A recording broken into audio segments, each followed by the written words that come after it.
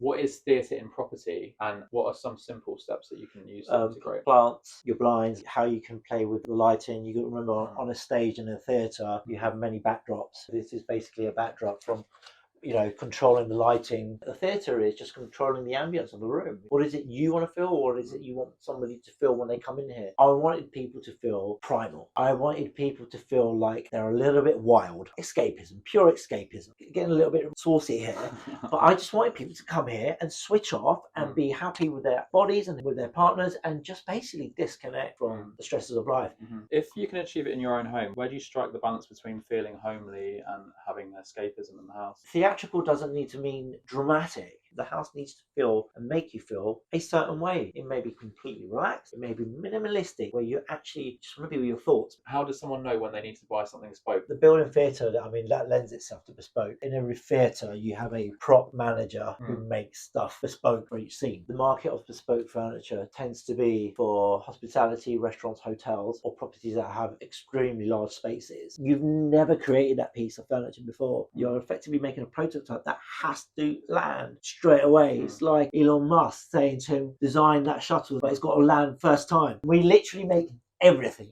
Everything in this place is made by us. Obviously, we purchase the hardware, blinds, but mirrors and stools. Is it not better to just find a second-hand piece of furniture and then have it reupholstered and then use that as a statement piece of furniture? There are some beautiful traditional pieces out there. There isn't a need to always get something made if you can find it somewhere else. I think definitely for the premium rooms, it's definitely worth thinking about doing bespoke. It just keeps things fresh. If you've got 20 rooms, so we're not talking a big hotel, you've got 20 rooms and they're all different. 20 years of potential clients you can have coming back every year. So I think it's a much better formula to go bespoke. So for example, imagine I'm the client.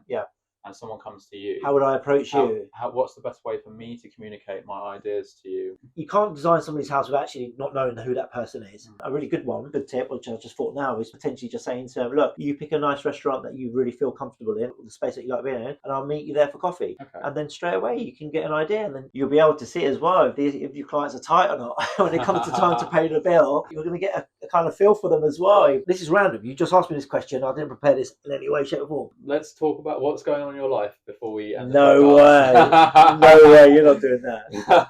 No way. Another time. You want to do that now? I don't know. What's going on in your life? Oh, Jesus Christ. Okay. Do I want more children? I've tended to... Look, we might have to edit some of this stuff. So this is podcast number 3. Hello and welcome to the Bespoke Living podcast, where we talk about property interiors, business and psychology. My name's Matt. And my name's Francis. And today we're going to be picking up on something that we spoke about last time, which is theatre in property. Yeah. And I wanted to ask you a few more specific questions about theatre and property, and then also bespoke furniture, and just learning a little bit more about how that plays a role in theatre and property. Yep. So as someone who is trying to increase the value of their nightly rate or try to make their home look more sophisticated, what are some simple things that people can do in order to create theatre in their property, and why is theatre important? Okay, you start off with getting some bespoke furniture, full stop, is always a sign of a cut above the rest. That always makes things look a little bit more special. Antique furniture is the same as well, and they're just props. So you just got to think about how you feel your house. It's a prop.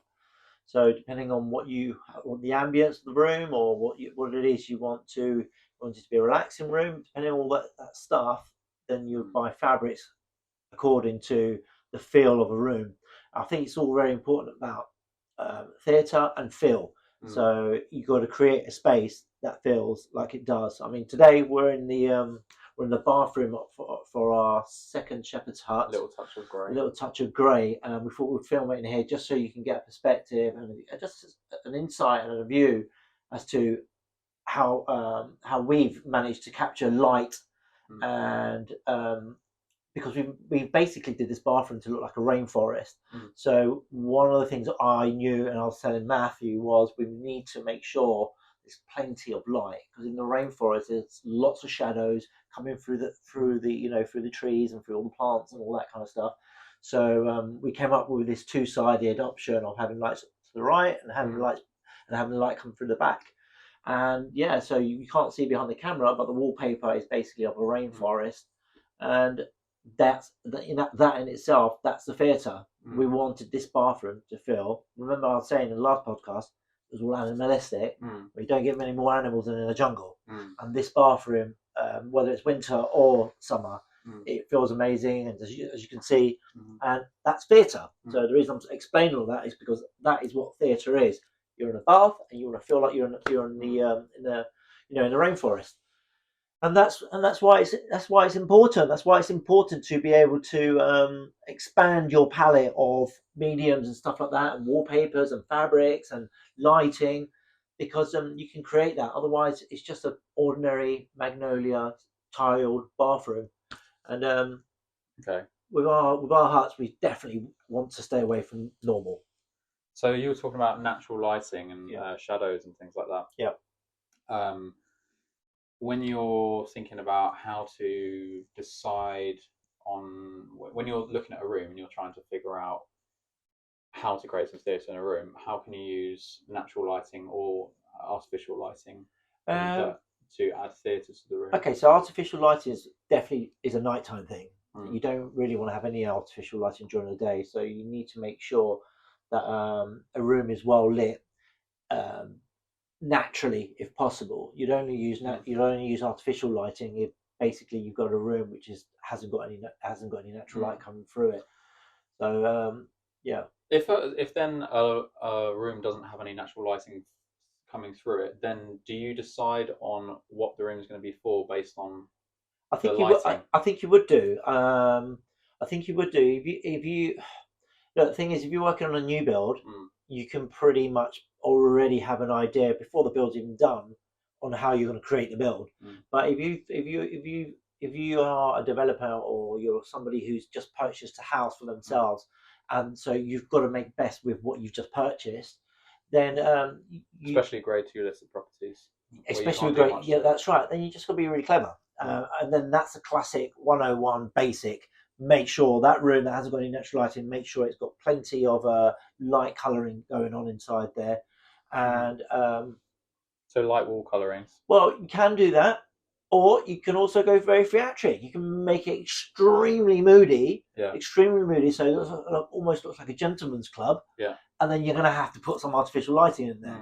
So some kind of like some yellow lighting, some dim yellow lighting, which will which will make the room exciting. It'll make the room worth wanting to be in.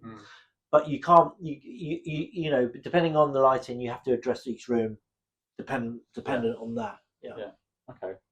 What about where do you think about starting? What's your thinking process behind where to start with fabrics?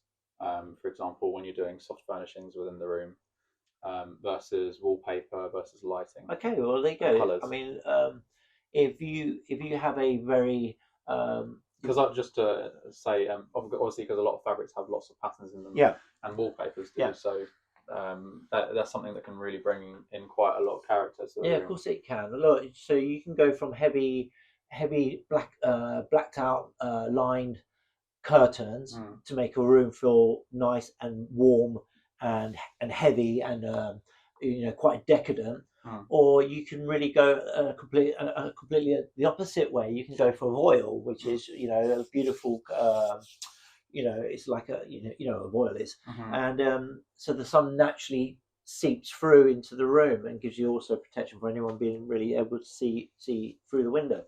But so you should look before you start doing any interiors. You just got to see the space. I think we touched on this last time. You can't interior designer. You can't really interior design to its full potential until you actually see the space. Is how it's done. And then obviously depending on the brief that you've been given or the brief that you want to give to yourself, then you sit down and you come up with ideas, a few ideas, and then that's it. And you start building once someone agrees as to what they want done. If it's about the space, say for example you're contacting someone who you want to work with to help design your property. What's the best way of engaging someone like that and really communicating your vision to someone who actually does interior design or so are you saying that I'm the client or I'm the so for example, imagine I'm the client. and someone comes to you, How would I approach you? what's the best way for me to communicate my ideas to you? What do you need from Well, do people? you know what? The way I do it, I mean, sounds really, really basic. Mm, Just go out for lunch with them. mm, Just go and meet them and have mm, a coffee, mm, and you can pretty much see what somebody's about just by the way they dress, mm, by the way they smell, by the car that they've just turned up in, by the choice of restaurant they've decided to go in. mm, So a really good tip, which I just thought now, is potentially just saying to them, look, you pick a nice restaurant that you enjoy, that you really feel comfortable in, that you okay. like being, the space that you like being in, and I'll meet you there for coffee. Okay. And then straight away you can get an idea, and then straight away, once, I mean, it's like wildfire, Matt. Designing is like wildfire. Once a kindling gets going, Yeah. it just goes. Then it's just a matter of you being able to stop yourself and going, right, that's overkill. Okay. But that's the easiest way to do it. You can't design somebody's house without actually not knowing who that person is. I mean, you're opening yourself up to a complete shocker, because you may deliver. I mean, I don't think any client would ever do that.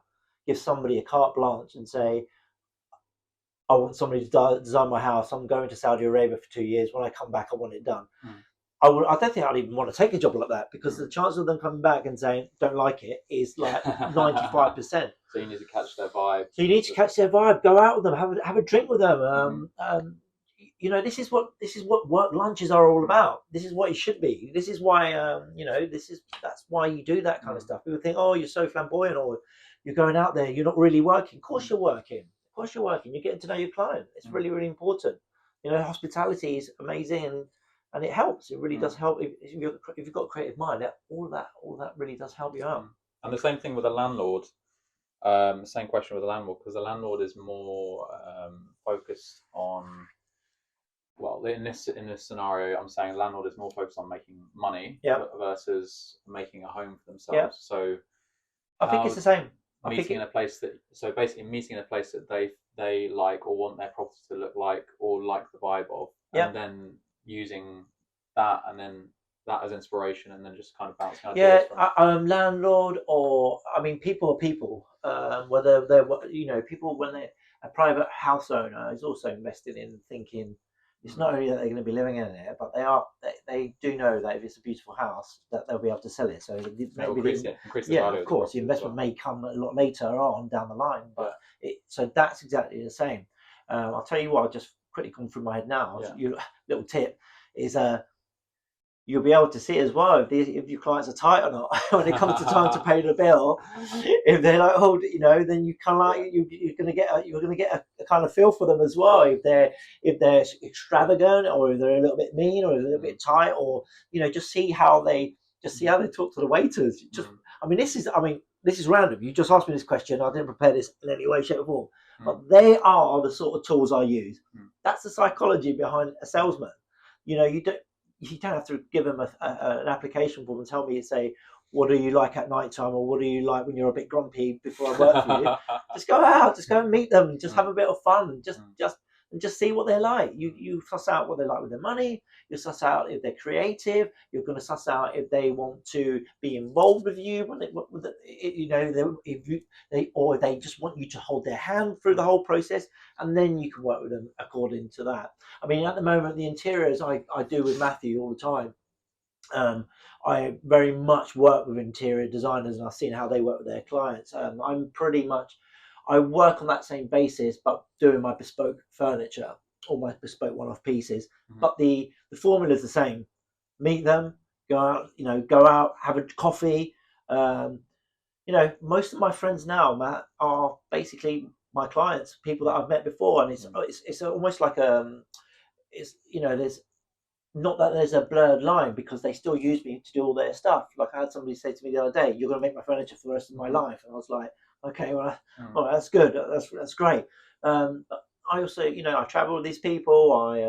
They call me up, ask me for advice, and it's not always about pay. I can see somebody just ask me, because I've crossed that boundary now, the client friendship boundary. I've crossed it, and I think it's extremely healthy. Anyway, I think as an adult, we should all be able to handle that. And if you can't handle that, then I definitely would say to you, don't cross that line. Just keep it all very, very formal. Estimate, and invoice at the end of the job, and then just walk away if you haven't got that personality type. But this is more towards the creative mind and more the bespoke minded of us, you know.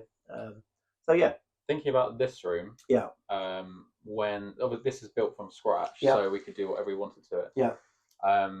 But what what do you think is the best time for someone to engage a designer? So for example, when we decided on this room Yeah. and what we are going to do to it, we built the walls, Yeah. and we already decided that we're going to have 2 large windows. So you've answered it already yourself. That the very beginning. Mm-hmm. You answered it already from the very, very, very, very beginning. If you've got stud wall stage. If you've got a budget and you can afford to have an interior designer or someone who at least is going to give you a helping hand, I would actually say take them along when you look at the viewings. Is what I would say. If you can afford it. If you can't afford it, then you're just going to have to work it out yourself, and it'll be absolutely fine. I don't want to scare anybody. It'll be absolutely fine. You'll be able to work it out. But if you're what you're asking is, when do you get an interior designer to come in or an architect? I would say right from the beginning of viewings. Just reviewers, ask them, take some pictures, just show if you've got that help, just show them what do you think, and because then you can just you can just build to exactly what you want. I suppose the best way from that point of view is once you've found a house, if you're starting from an existing build, is to just take a video walking through, and then take that video and upload it and send it to some interior designers, and then talk about then maybe meet up, and of course you can do that at the meeting. And then you can talk about, then the designer can actually see the light going through the room. It's probably best to do it during the daytime. Yeah, absolutely. But if you're like a private, for the average man, if you've got, you know what you like in a property. You know what you've seen, what you like. You've seen it on a magazine, or you've seen it on the television, or you've seen it in somebody else's house. And if you are now at the point where you're about to purchase your own place, and there's things that you like, well, keep that in your mind when you go, and try to find something that you actually like. Don't just buy for the sake of buying. Just if you've got a vision of something you like, well, just go viewing. Just do your viewing until you find something that's okay. That looks very similar to that. A barn, for example. Who doesn't love a barn? I want to get a barn. That's what I actually want to live in a bigger old barn. And I've already got that vision in my head. So if I go somewhere and I see a barn that's too low, or I'm not going to get it because I've already got that vision. So that's the same way I would say you're going to purchase something. Do use that method. Have an idea of what it is you're looking for. Ceiling heights. Living area size, garden. Is it accessible for is it an open garden into like the living area with a kitchen inside it, and go with strong ideas, and then you won't go wrong. I think thinking reverse engineering it from building it from scratch versus going to an existing building that you're purchasing and then changing. Yeah, I think I've found that through building our own properties, that you can pretty much make anything look like anything you want, within reason.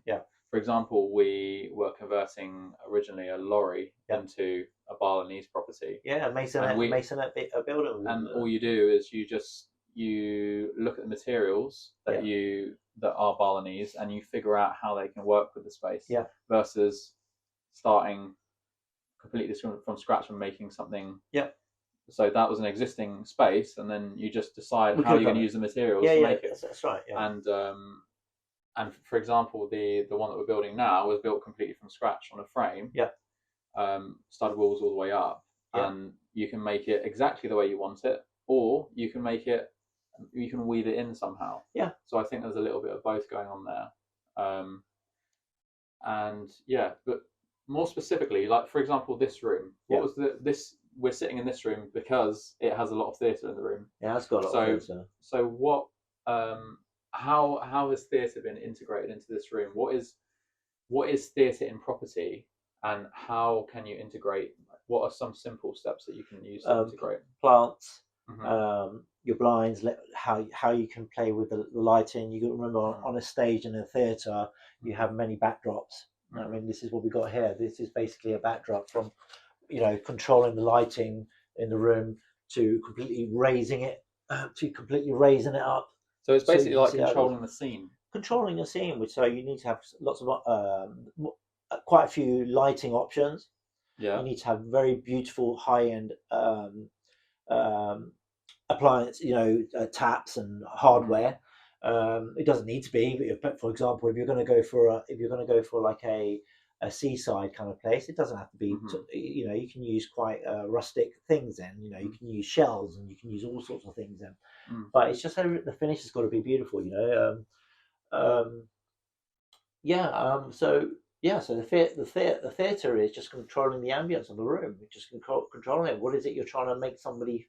What is it you want to feel, or what is it you want somebody to feel when they come in here? And what did you want someone to feel when they walked into this room? Well, this is the same one. Look, going back a little bit to the second podcast, I wanted people to feel primal.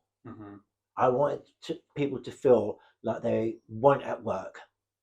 I wanted people to feel like they're a little bit wild, like they're in the wild. Escapism, pure escapism. Yeah, and so when they come in here, they can almost hear the rainforest and almost feel. I mean, this room feels gorgeously warm, and it feels like the rainforest. It really bloody does in here. I mean, you can't see the wallpaper. It's a shame. We may turn the camera around in a second, and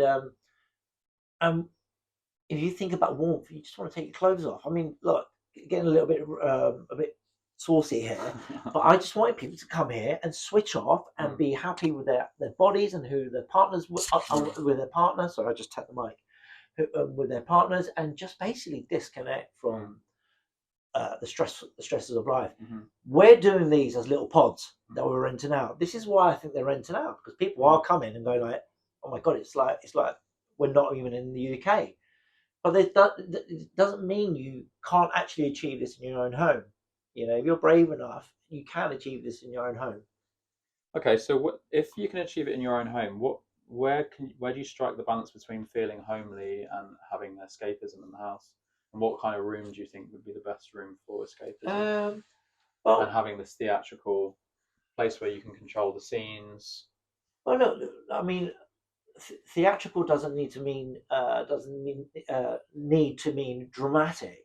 It doesn't need. I mean, you could be like a little house on the prairie. You can actually have just logs on the wall and just some white linen, and there you go. There's theatre in that. So it doesn't mean that you have to go all out on rainforest paper and want to feel naked in your house. That's not what I mean by that. Yeah. The theatre in a room it just needs to make a room. No, not even telling you. A room needs to make you feel in a certain way. A film is telling you, the narrative of a film is driving you to feel in certain ways. Well, that's how, that's what I mean by theatre in the house.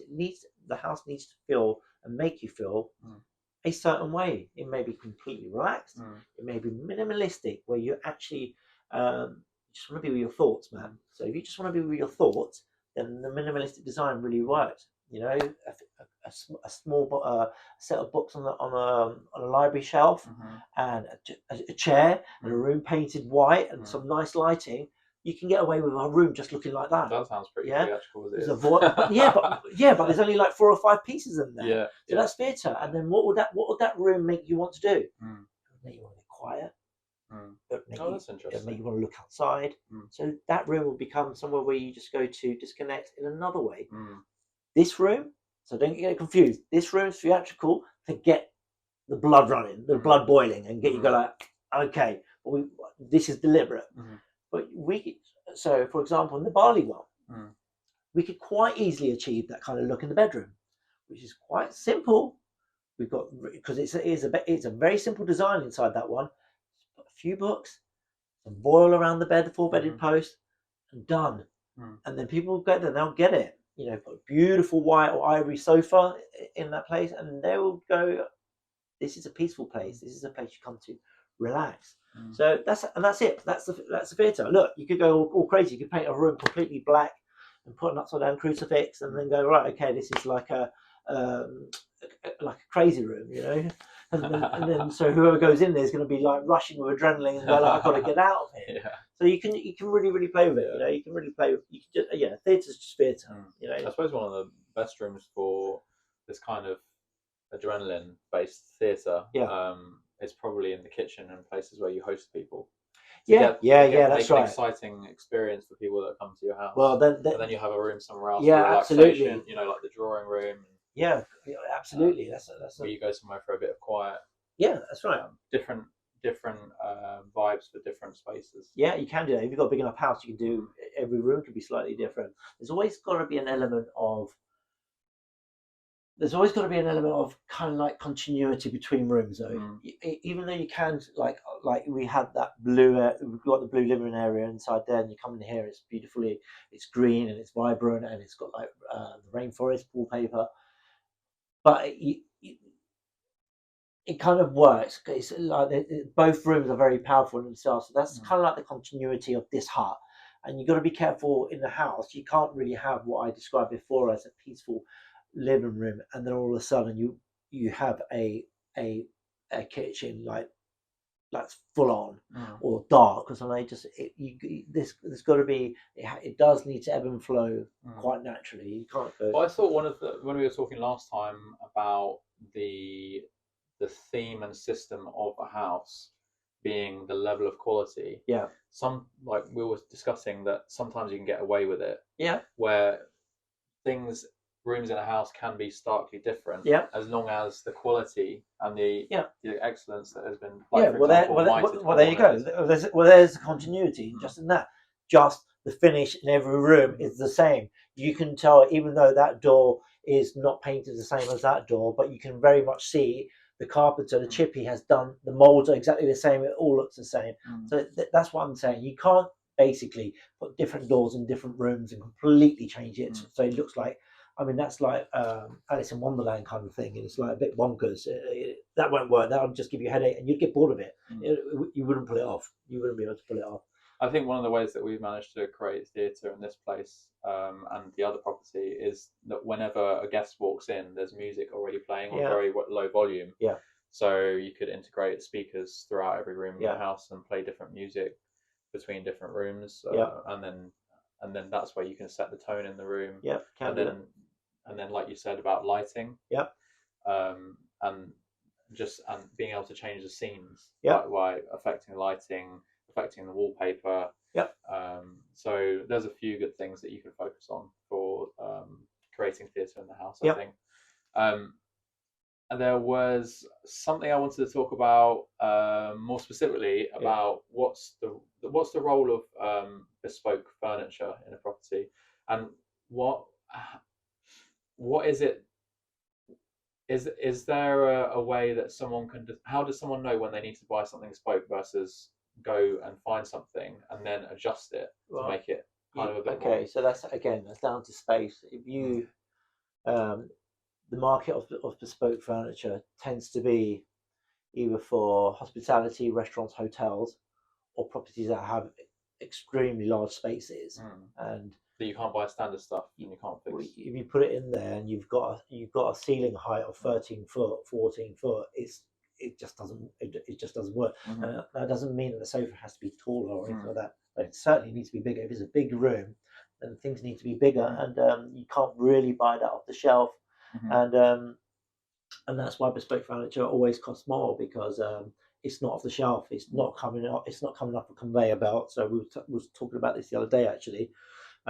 It's not a conveyor belt. You're asking somebody to do potentially make a one-off prototype for you, and hence that's why the cost of bespoke costs a lot of money, because you're not just buying a piece of furniture, you're buying someone's mental capacity and their talent to make a one-off prototype, which it needs to be functional, and sometimes it doesn't long lasting.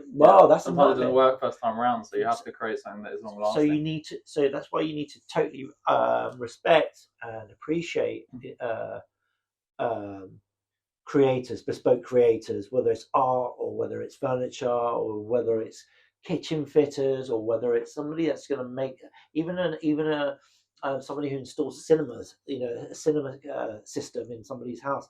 You can't rush these people. They are trying to get the best system to work for you, and it's going to cost money. But if you're buying a house with like 13-foot ceilings and massive, you can afford it, and So that's what bespoke is. It's basically buying pieces that will fit your property, Hmm. um, and your needs, and the one-offs, and usually they tend to be made better than anything off of the shelf as well. Mm. They're better materials, and yeah, I mean, the world is now a big business all about bespoke, and that's Mm. why we want to talk about this a lot as well, because um, you think of your life as being a bespoke life, I mean, Mm. that's pretty bloody cool, isn't it? Mm. You go and do things that suit you. Yeah. Yeah. Some of it costs, some of it doesn't. It all makes memories though. Yeah. um, so if I show you around a property, for example, Yeah. and it's an existing property that I want to buy, it's a townhouse in London. Yeah. How do I decide? So, say for example, we go out for coffee, Yeah. and I say I'm not sure what to do with this room. Where do you think I might need some bespoke furniture? Yeah. Or do you think I can just buy off the shelf stuff and then assemble it together? And where do you when do you start recommending to clients that they have something a bespoke piece made, keeping in mind um, the building theatre throughout the rooms? Well, the building theatre, I mean, that lends itself to bespoke. Mm. In every theatre, you have a prop manager who Mm. makes stuff bespoke Mm. for each scene. So that lends itself towards that. When would I think bespoke is an option? Usually, if a space is extremely vast, it really depends. It depends on the look. Also, the functionality. What is it somebody wants? Does somebody want to, for example, let's just say we was in a kitchen area, massive dining kitchen area. Yeah, so you got the kitchen and the dining area together. You'd want to find out if your clients have, how many people do they want to be able to cater for Yeah. Christmas, or how many people they want to cater for birthdays Yeah. on the weekend. So then if they've got, they'll say, where's your space? What's the space? Where's your island going to be? Mm. Where's your where are you thinking about What's putting their the kitchen? vision? What's your vision? What would you want to do? So if there are Okay. people, if there are people that say, yeah, we host big parties. Well, do you know what? I wouldn't put a table. I wouldn't put a table with chairs, Mm. because we're going to have loads of chairs. You're limited by your table. So I would encourage them to get the biggest table they could possibly fit without it looking terribly large, Mm. and then just put the seating area just like in a restaurant, and Mm. optimize an area. So it's when you want to optimize an area Mm. that you get bespoke. Yeah. That's when you need bespoke. That's what you do. You optimize it so you can build it like an architect. You can build it to measure a certain space, and then all of a sudden, instead of having six chairs around a table, you can fit six people one side of a table, Mm. and then six people on the other side of the table. You put a bench down. I think that's probably one of the reasons everything in this property was made bespoke. Yeah, that's right. I think that's the only reason why this property worked. Well, it's because it was a small space and we weren't limited, and we weren't limited. and we also know we can make anything. we can make it, and we literally make everything. I mean, everything in this place is made by us. I don't think there's any. I mean, obviously we purchase the hardware, but and on blinds, but mirrors and stools. We make the stool. We make everything. We make the whole thing, the whole shebang. What do you call this up here? I don't know if that's in the shop, but this is a leather upholstered. It's like, I'll call it a header, like a header on top of on top of the arch, just to finish it off. I did it. To be honest, I had like nine. I got some whip. I had with this room. I had the whole vibe of the like 1920s, 1930s vibe. Yeah. A bit like a jazz club. Yeah. With the whole club that whole kind of Tropicana kind of vibe for it. So that's what I did up there. You can see it. It's like a fanned out song.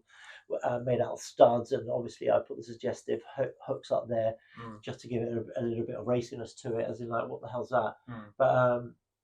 But yeah, so that's my creative juices going, and it works. Of course, it all works. I mean, there's nothing in this room that isn't actually finished to that level of detail. When you were there's a client of yours who I went to also visit with you, and when we walked around the house. Is that Anna? Is that Anna? I think so. And yeah, Nick? townhouse. Yeah. Nick. And she had plenty of space in her house. Oh yeah. And she had some sofas made by you. Yeah. And I thought to myself, are those not something that you can get off the shelf? Yeah. So when someone when Yeah. someone is asking for something, Yeah. is it when they're describing what they want to you, are you thinking, oh, those materials are not available on a normal product, or maybe maybe you could buy a product and then I'll wrap it with a new material, Um, or are you thinking no, that needs to be made fully from scratch and then wrapped basically with the Covered, you mean? material covered with. Recovered. Well, no, what that was Anna, and that was she's got a lovely house in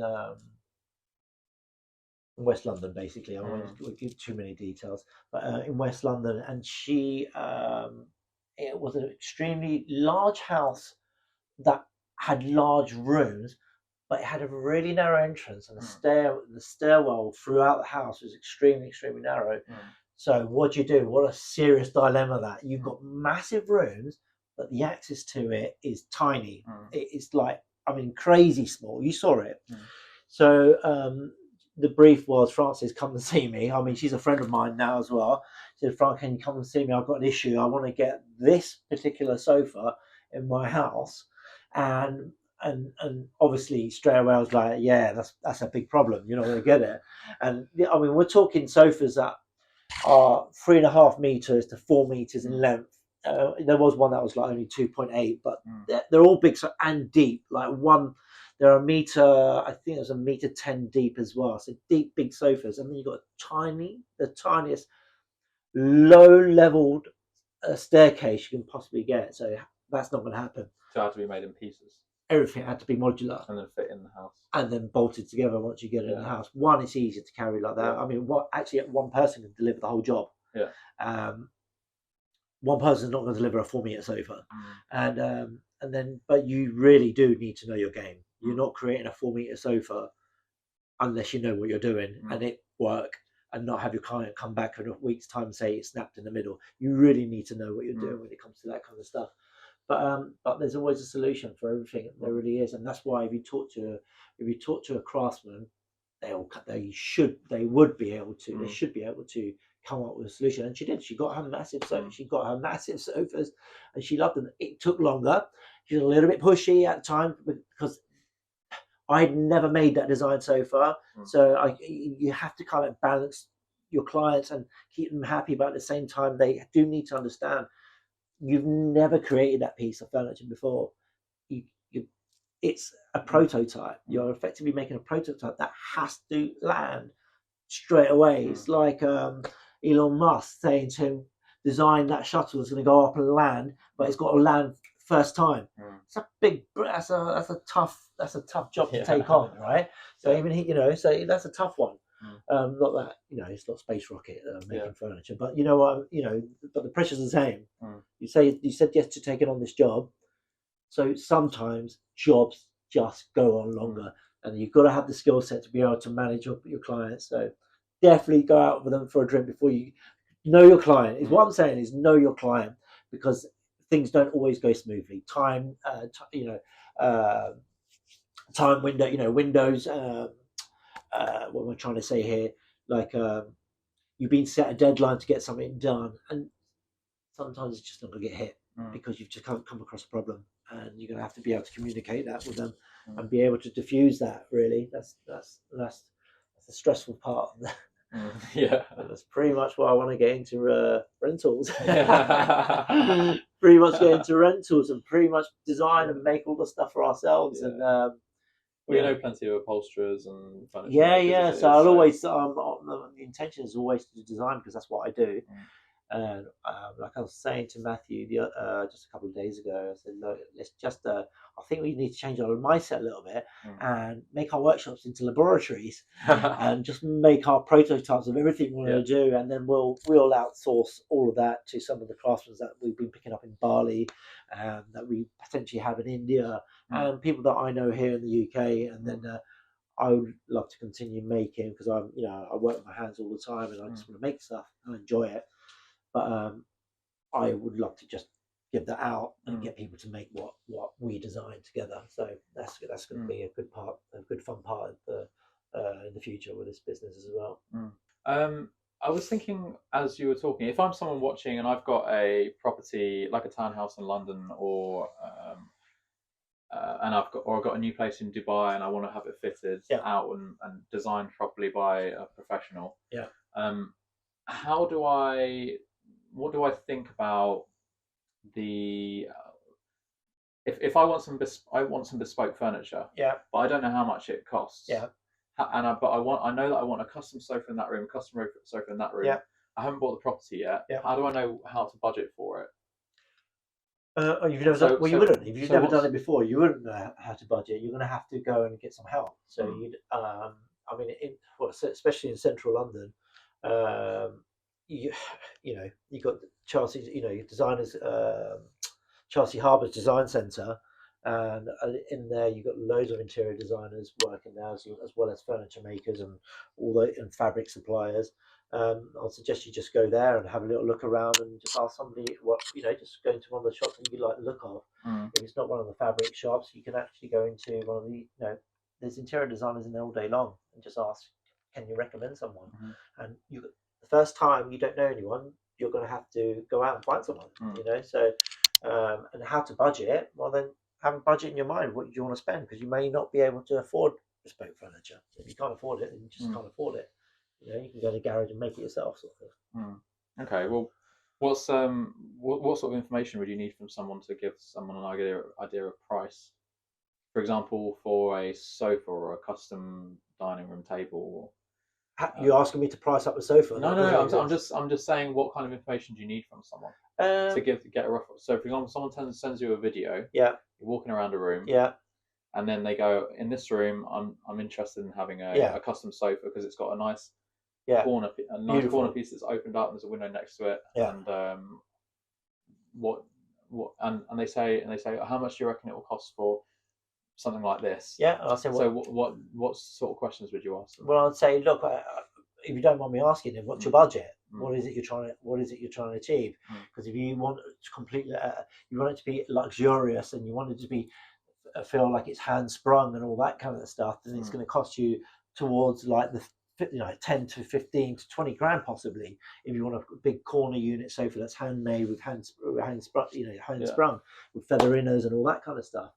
But if they're saying no, we just want a basic seating area, then I'll obviously go to see the house. I'll go measure up, and depending on the brief that they give me, I can give them two options. I can say, look, you can go one or two ways. We can use more contemporary materials, or we can go slightly more traditional. You know, the more traditional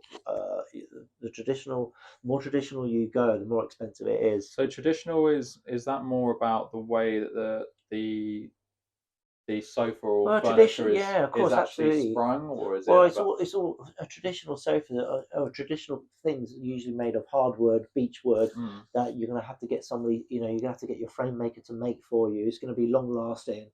Then you're gonna you know, web this stuff up, and you're gonna hand spring it, and then you're gonna put some horsehair and stuff it up and stitch it, and you're gonna make this thing be a real piece of furniture that's gonna last probably about 50-60 years.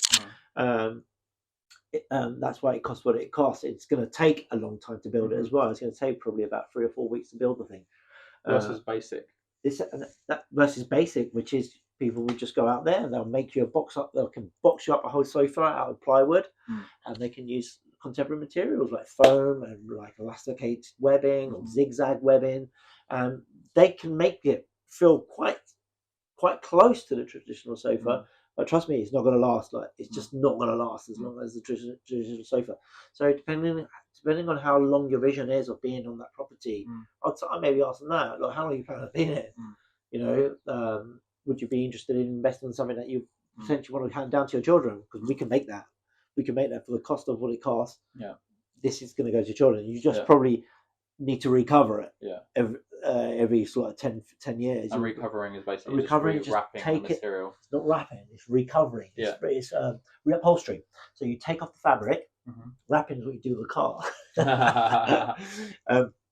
You take off all the old fabric, so you basically. I'm just asking for the audience size. No, it's been funny. That's a good point. I can show you our characters. So basically, you've got to throw me off there. Reupholstering. Yeah, so basically, yeah. So using the templates. you do the reverse of. So you strip it down. So basically, the bottom comes off. You strip it all the way back down, just the fabric. Take the fabrics off, and then people, an upholsterer will have a look and see if there's any internal damage or anything like that. And then the job may be slightly more involved. But if not, then you just get you order your fabrics, and you can make that sofa look brand. It is brand new again. If there's nothing wrong with the inners, it'll be brand new again. So With that said, Yeah. when you said that obviously traditional furniture is well made, Yeah. is usually well made, made Yeah. out of hard wearing materials, hardwoods, Yeah. brass fittings. Yeah.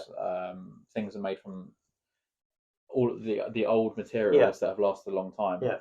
Is it not better to just find a second-hand piece of furniture and then have it reupholstered Yeah. and then use that as a statement piece of furniture?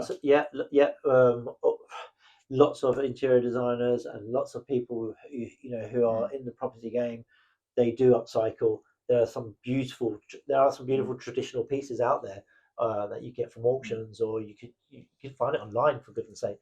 And Auctions. so there wouldn't be a need to get there isn't a need to always get something made if you can find it somewhere else. And if you've got a good eye, and you can find a good piece of furniture, good Howard sofa or something like that, or I don't know, just a beautiful side table that's an antique. That you don't have to get one made. If it's an old antique, you find it in an auction house, and it's not too expensive, and absolutely get it. It's actually probably even better if you did it that way.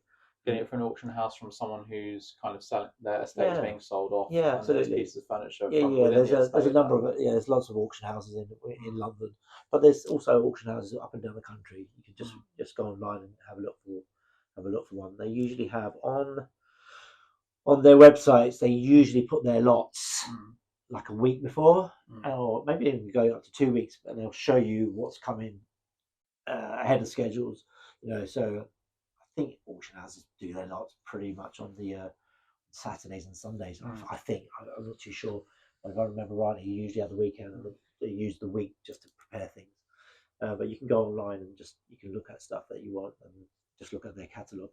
Do you think then it's a good idea for people who are looking to design their own space to find an interior designer and then go on auction websites and then find pieces of furniture they like to potentially get recovered for their space? No, okay, not at all. If you're going to get an interior designer, don't get an interior designer. Let the interior designer do all of that for you. If you're on a budget and you want to try and kit out a house, and then do that. Then you go and source. There's no need to go and get bespoke furniture made. If you have the time and you have the vision to be able to see a bargain or find something that you think is going to work, if you've got that talent, then definitely do that. But I certainly don't suggest you buying anything for interior designers. Just let them crack on with it. You can make a suggestion and say, look, I've seen this, I really love it, and then can you get this recovered? And then they'll say, I can do that for you. Not inspiration. I like this piece, and then they'll say, I'll get it. And does this fit within our scheme of thinking? Well, they'll see it. I wouldn't even ask them. They'll see it, and they'll say yes or no straight away. If they're any good, they'll say yes or no straight away. But if you're going to get an interior designer, just leave them to it. Leave them to it. Just tell them what your budget is. Tell them what you like and what you don't like. But don't start buying pieces and saying make this fit, because you're gonna annoy that. You're not going to be the best client, and that will annoy the living hell out of me. For example, imagine this in here, and all of a sudden you came and said, "Look, why don't we stick this on here?" And put something. I'll be like, "Oh, leave it alone," leave it alone. So that's a good question. The only reason I was asking is because sometimes we've built the theme of a property around a piece of furniture. Yeah. You've done it, or you're saying we've done it? No, we have. We have. So I was just thinking potentially that could be used as inspiration. Not a good formula. But just showing the image rather than actually purchasing something. Okay. So you're talking about the story when we did our storyboard. Yeah. I already had the vision before I knew the furniture. The vision was not, like I said before. There's a lot of senses. The vision was smell. It was like lighting.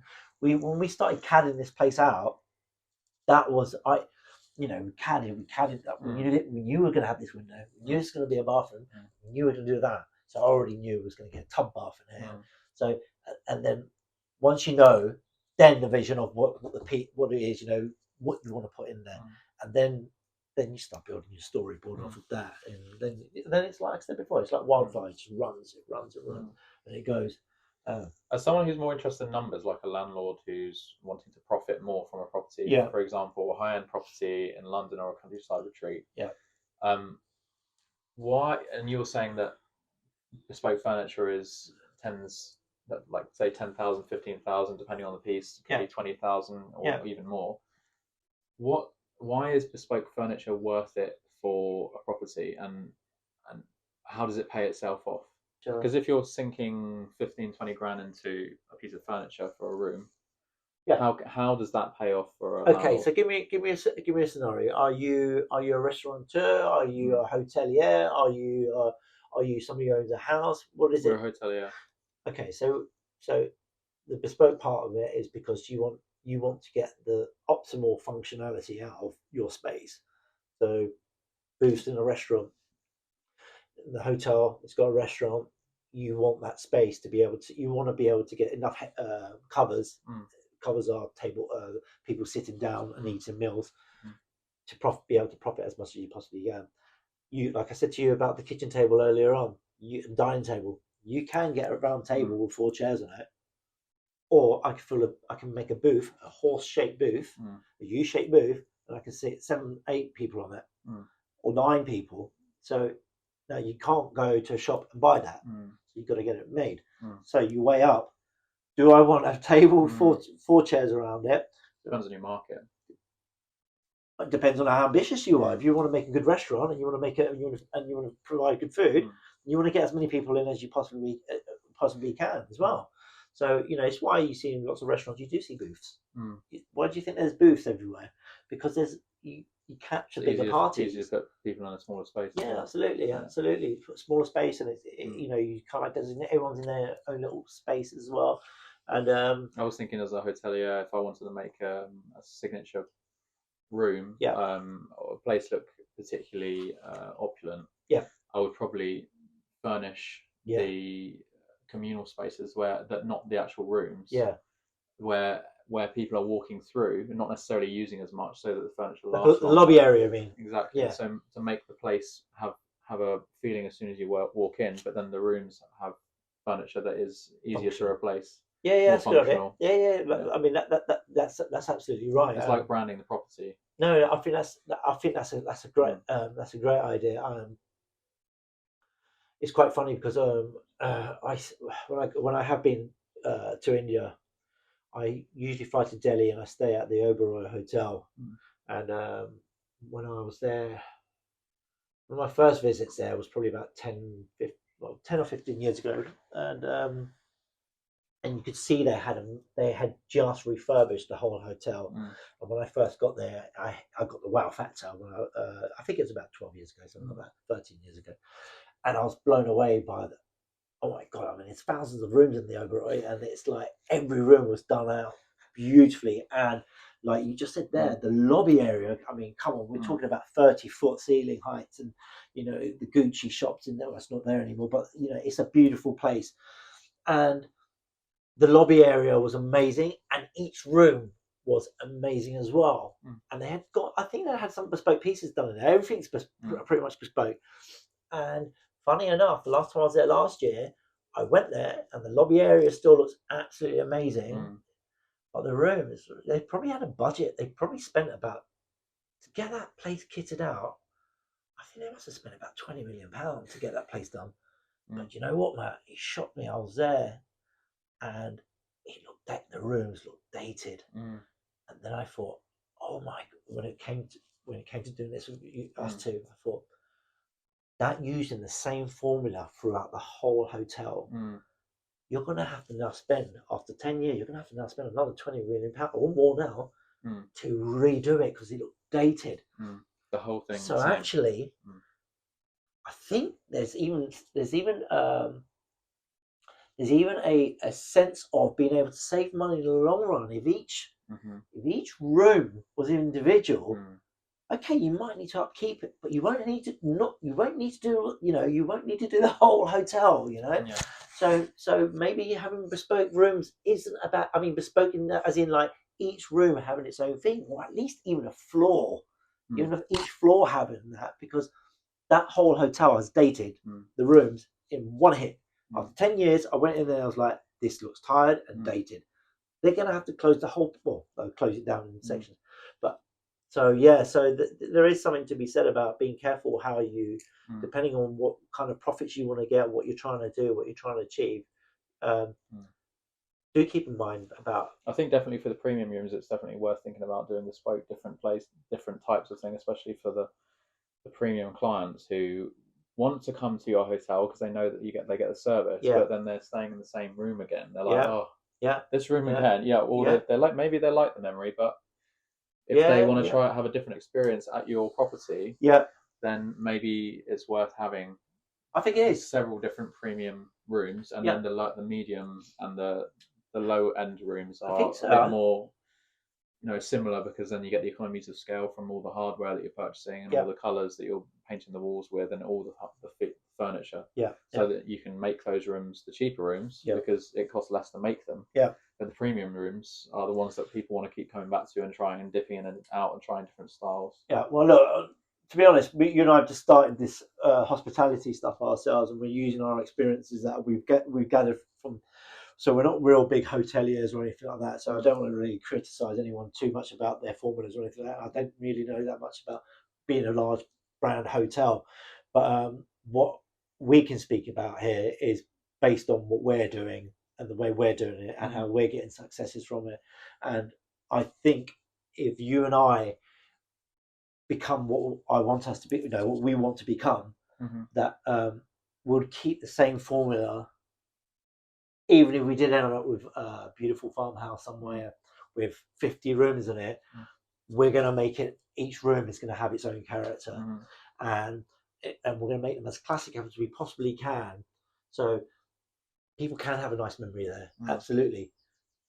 But next year they can come and have a nice memory. The same hotel, that room's still there. They can have it in another room. And it just keeps people coming, and it just keeps things fresh. If you've got 20 rooms, so we're not talking a big hotel, you've got 20 rooms and they're all different. 20 years of potential clients you can have coming back every year. So I think it's a much better formula to go bespoke. But basically, going around the houses here to your question, is bespoke good and does it pay off? It does. It does. It really does. Yeah, I was just thinking about the lifetime value of the customer and them coming back again and again and again. And having bespoke rooms makes someone want to come back more and more, and not only because of the service you provide, but also because they get to try something different every time. And the service, and they can also recommend different rooms. Oh, did you try that room? Did you? Of course they do. Really cool. People start talking. Of course they do. And then you of course they do. And then they speak to you. You go see a friend of mine. Oh, you stayed? I mean, I did. I stayed. Where was it? I stayed in Chichester, wasn't it, last week? And I went there because a friend of mine said, "Look, I stayed in this room the other week, and I wish that I didn't." She had a separate room to a different room, a different suite to her friend, and then the week after I said, "Well, come on, let's book it. Let's go to that suite that you said you wanted to go to." We booked it, so that is a reality. People do that. I do it. People do it. So there is a fact there. There is something that to be said about. That, and I will go back to that place, and I might drop the link. Drop the mic, not the link. I'll drop the mic, not the link to that place. But it's a lovely place, and I would go, and I would go back. Not so much for the town, but I'd go back because the suites are beautiful, and and we were good company. It doesn't matter where you are, sort of thing. But yeah, so there. I mean, we're talking. Oh, look, we are talking a lot here about today, in particular, about hospitality in a hotel and being able to make profit off bespoke interiors and stuff like that. But that's what we are. We do that, and we can help. With the conversations we're having, and just good. That's what we want. That's what we want to do, right? So. With that said, let's talk about what's going on in your life before we end. No way, no way, you're not doing that. No way, another time. You want to do that now? I don't know what's going on in your life. Oh, Jesus Christ! Okay, let people understand a little bit more about us rather than just talking about business and property all the time. That's true. That's not a bad idea. What's going on in my life at the moment? I've just had a kid. Oh, Matthew So has, I've got yeah. a 4-month-old kid a girl called Juliet, Yeah, beautiful name. and she's amazing. Yeah. Um, We have more? first We child, have I'll more? definitely have more. Yeah, I Yeah. think me and Zuma want to have 3 kids in total. I think Yeah. we want to adopt the third one Lovely. because we've got enough love to give. I think so. Good. That'll be good. But yeah, she's beautiful. She's sleeping well now, which is good. So we're sleeping during Yeah. the evening. Obviously, it was a whirlwind at the start, but yeah, really enjoying it. Yeah, good. And I've been there. I've got 2 beautiful daughters. One's about to turn 18. The other one's about to turn 12. So I was able to kind of prep Matt up a little bit as to this is what it. To be honest, he's a better dad than I was when I had my first child. He's way more patient than I was. But still, I didn't know that about. I knew he's a patient guy, but I was like thinking, bloody hell, your world is about to rot. But you've done well. You actually, you're way more patient than I was. So yeah, I've got 2 daughters. They live just by Wimbledon, and yeah, so I'm pretty much London based, and my parents are Spanish. That's where I get my. I think that's where I get my chat from. Yeah. You know, I I work all day long. I Mm. play all day long, All night long. all night long, and yeah, I'm a single guy just doing his thing and just trying to make a mark really, and trying to make my children proud really, and if I can leave a legacy for my children, then that's what I'm going to die trying to achieve. I want to leave a legacy, and just watching them grow up is a lovely thing. Yeah, so that's great. Yeah, but yeah, that's it really. Yeah. I mean, there's more to my life than that, obviously, but Matt's just dropped this on me, so I haven't got a clue what to say. Well, I think that's what everyone wants. They want to leave a legacy. They want to leave their mark on the world, and that's one of the reasons why you have kids, isn't it? Yeah, for sure. Yeah. I mean, the best creation I've ever done is my children. By 100,000,000%, that's the best thing I've ever done. Every time I look at them, I'm like, and now they're getting older. They don't even want cuddles or anything now. Now they even the weekends that I have them, yeah, they regularly just say, "Dad, do you mind not coming to pick us up now?" Which it kind of suits me. I mean, had that been 10 years ago, I would have been like, "Yeah, perfect." Yeah. But now I'm a little bit older now as well. I'm like, oh damn it, okay. Well, I haven't got my kids this weekend.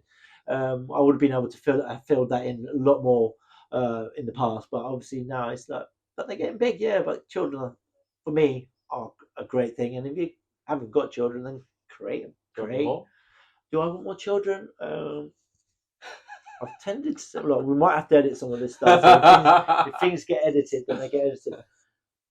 I would have more children, but I want to focus on my legacy, and I haven't even got a partner who's a serious partner at the moment who I would want to have children with. So, as much as I would be open to having children, not unless my finances were completely where I want them to be, as with my vision of where we're going to get is up and running. By that time, I may be too old for that.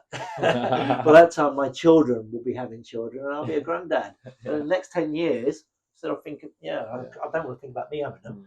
Leave it to them. 10 years, I'll be a granddad. Yeah. So I've got to kick myself up the bum there, really, because in the next 10 years, it ain't only my children's going to be asking for help, it's going to be my grandchildren as well. Ask my dad, he knows all about that. So yeah. What about you? Yeah, definitely want kids. I'm looking forward to being a granddad as well. Yeah. Just want to do interesting stuff before I die. Yeah. Really. Travel. We talked about this on the first podcast, where make work for you in every way possible. So travel with your work and do all that kind of stuff. Right, should we give it a wrap up? Yeah.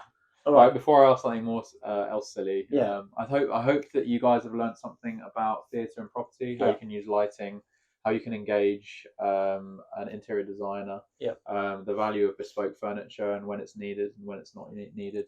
If you like this podcast, please do give it a thumbs up so that more people can see it, because it starts ranking it higher in the YouTube rankings. And if you enjoyed, also please subscribe, because we do these a lot more regularly now, and we'll be showing you more about the properties that we do have here at Little Lux London. If you want to check out our website, you can go to littleluxlondon.com. That's little and then LUX London.com. So you can DM us on that. Yeah, you can message us there, or you can follow us on Instagram. Yeah, brilliant. Thank you so much for watching. Reach out whenever you want. We'll see you again. See you later, guys.